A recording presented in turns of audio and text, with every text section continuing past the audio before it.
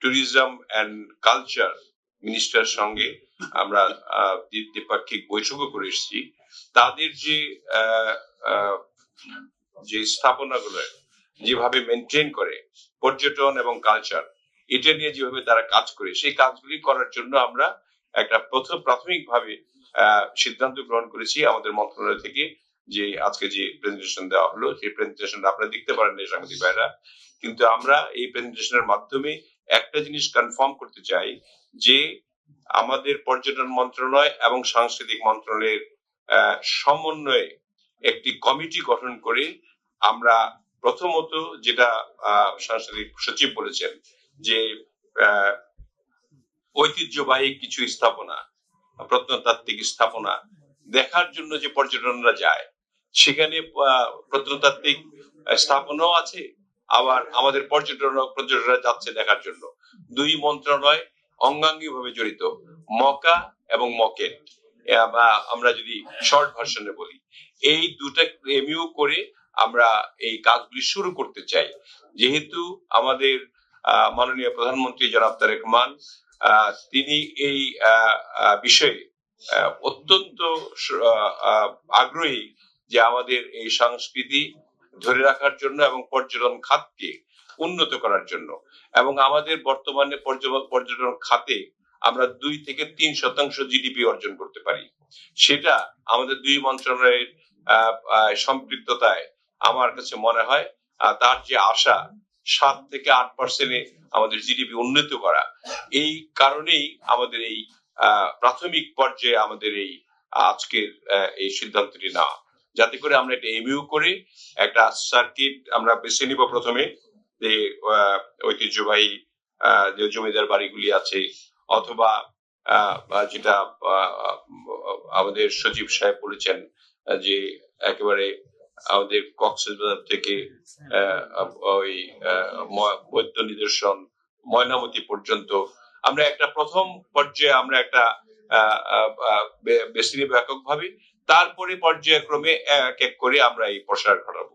এবং আমরা মনে করি যে পর্যটন মন্ত্রণালয় এবং সাংস্কৃতিক মন্ত্রণালয় একসঙ্গে কাজ করি, তাহলে মাননীয় প্রধানমন্ত্রী জনাব তারেক রহমানের যে আশা আমাদের জিডিপি 7 থেকে 8% উন্নীত করা, সেটা সম্ভব হবে।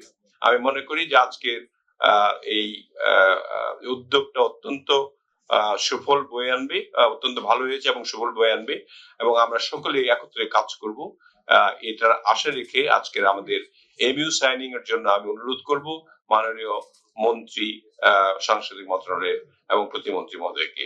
সঙ্গে আমাদের অত্যন্ত চৌখস উপদেষ্টা রয়েছেন সাংস্কৃতিক মন্ত্রণালয়ের ডক্টর জাহিদুর রহমান, তাকে আপনারা সবাই চেনেন, এবং তারও পরামর্শ এখানে অবশ্যই থাকবে উপদেষ্টা হিসাবে, এবং তার পরামর্শটা নিয়ে আমরা মনে হয় ভালো করে আরো কাজ করতে পারবো। তো আপনারা এখানে সাংবাদিক ভাইরা যারা উপস্থিত হয়েছেন, আপনাদের আমাদের ব্রিফিং শোনার জন্য আপনাদের অনেক ধন্যবাদ, এবং আশা করি আমরা এই কাজগুলি করতে পারলেই বাংলাদেশ আস্তে আস্তে এগোবে।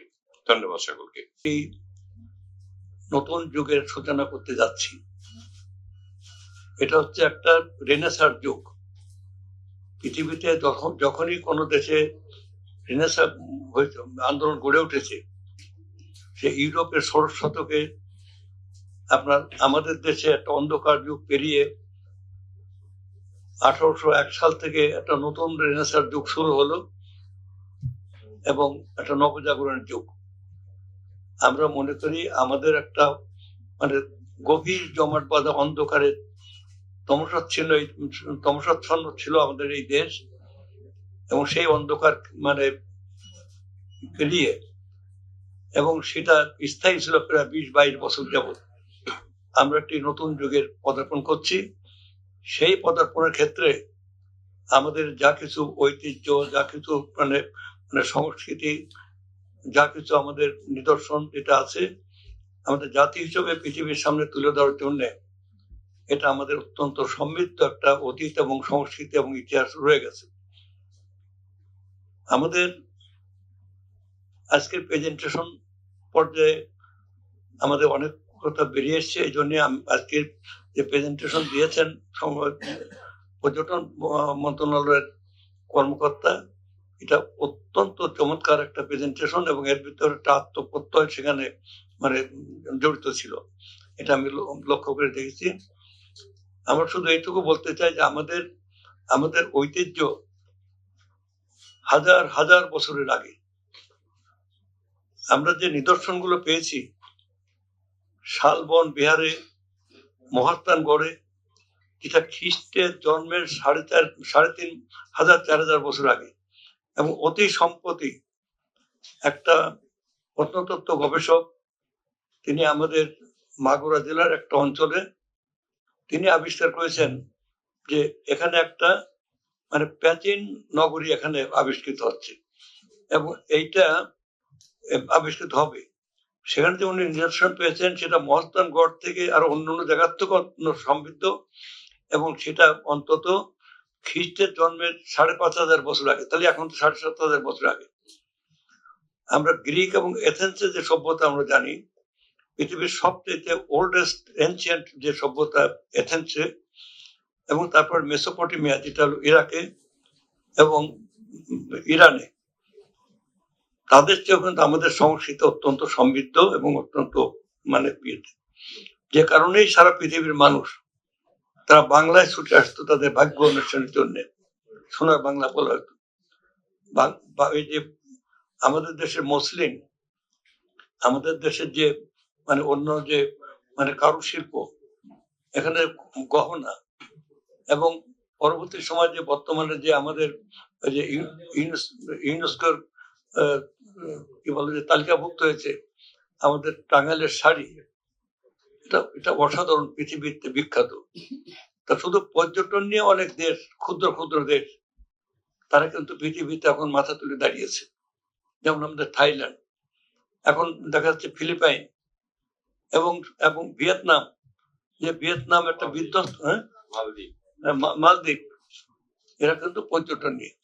তা আমাদের পর্যটন এবং আমাদের সংস্কৃতি বিষয়ক মন্ত্রণালয়ের যে অঙ্গাঙ্গী ভাবে যে আমরা জড়িত রয়েছি, আমরা চাচ্ছি আমাদের হেরিটেজটাকে, আমাদের ঐতিহ্যটাকে আমরা তুলে ধরে আমরা পৃথিবীর সামনে আমরা মানে প্রমাণ করতে চাই যে আমরাই শ্রেষ্ঠ, আমরা বাঙালি জাতি, আমাদের দেশই পৃথিবীর শ্রেষ্ঠ।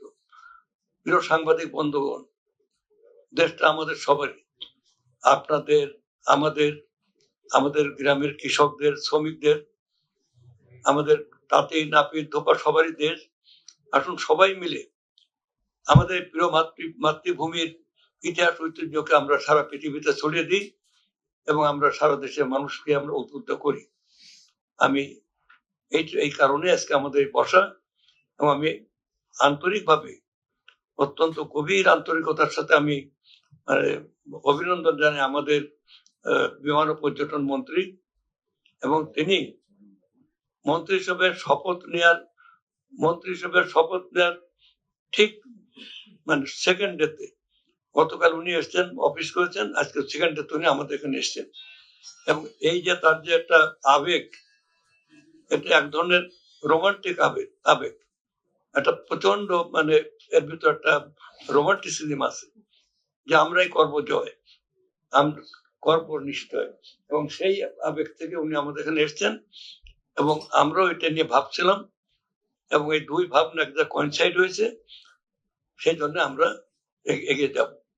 আপনারা সাংবাদিক বন্ধুরা আমাদের সাথে থাকবেন যে কোনো সময়। সেই জন্য আমরা যে মিটিং শেষ হওয়ার আগে আপনারা ঢুকে পড়েছেন, এতে আমরা আনন্দিত হয়েছি, বিব্রত হই নাই। কারণ কথা হচ্ছে যে এটা তো আপনাদেরই ঘর নাকি, এর দেশটা তো সবারই। আপনাদের সবাইকে ধন্যবাদ।